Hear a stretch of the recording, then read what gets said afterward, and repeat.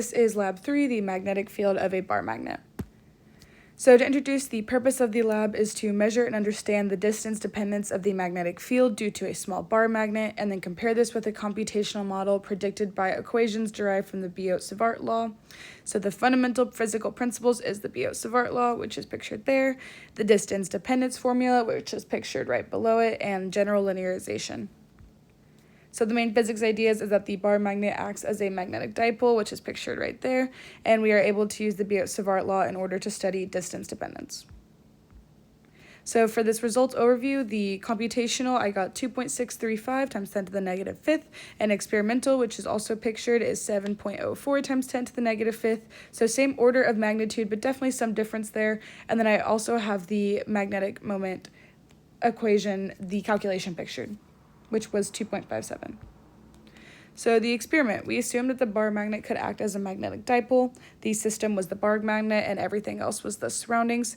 The initial conditions is that the bar magnet was at one end of the meter stick with its axis pointed along it, and the phone was centimeters away perpendicular to the meter stick on top of it, and this was after accounting for the magnetic north.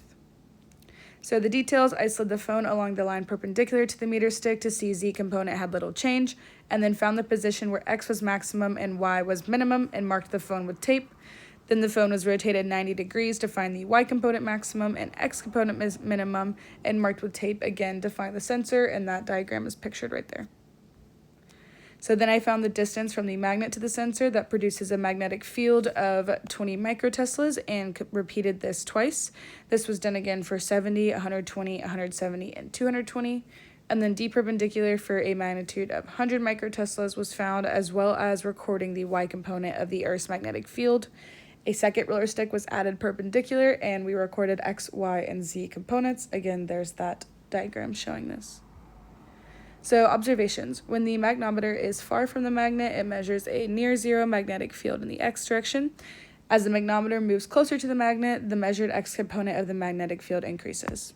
So here is that data/spreadsheet, everything populated in for the distance and the magnetic field, and then I averaged it automatically and created this graph, and we will be using that equation in our calculations. So here is the off-axis field that was also populated, and there's our actual B net, which I got to be 7.04 times 10 to the negative fifth. And again, we populated the D-perpendicular and the by Earth correction. And then over here is the actual calculation for the dipole moment. So you have that equation, and you can get K by setting the y-intercept to e to the negative 14.481 because that is the natural log of k, and then using kr to the n, and n being the slope, we can get the magnetic bar. Setting that equal to the Biot-Savart equation, you can then isolate the dipole moment because we have all of those other values, and I got it to be 2.57. So the coding here shows that I populated in 2.57, and then the next edit made was to create a function for the magnetic field. So this is basically just getting our magnitude, our hat, and then the actual equation for the magnetic field. And then over here I scaled the arrow to 1,000, and I edited the distance at 0.2 for the first one. And then those lines were all edited in order to show the observation location, so distance and negative distance depending on where they were. And then these were edited to create more arrows, which you'll see in just a second. So there are 4 arrows total here, 1, 2, 3, 4 that were done, and they were all edited the same way, just labeled 1, 2, 3, 4. And then the average of the D-perpendicular, which for me was 0.176. And then over here, this was an arrow to represent the magnetic field 45 degrees, so these 3 lines were the final edits. And then there is the output where you can see the B that I got the magnitude from. So discussion, the code lacks sources of error discussed when using the phone application. The bar magnet is a close model of the magnetic dipole, but not perfect.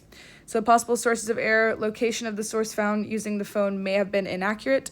Electronic devices in the room when performing experiments may have skewed results, and the accounting for Earth's magnetic field may have not been done perfectly. So what if we hadn't oriented our experiment to compensate for magnetic north? The results would have been higher than they were meant to be, and we would have needed to account for that later. And what if we stuck 2 identical magnets together and run it again? Most of our results probably would have doubled in this case. So conclusions, distance dependence and Biot-Savart law have reasonable applications on bar magnets, and there is accuracy in using bar magnets to model. However, there were several sources of error that led to discrepancies with the model results. Thank you for watching.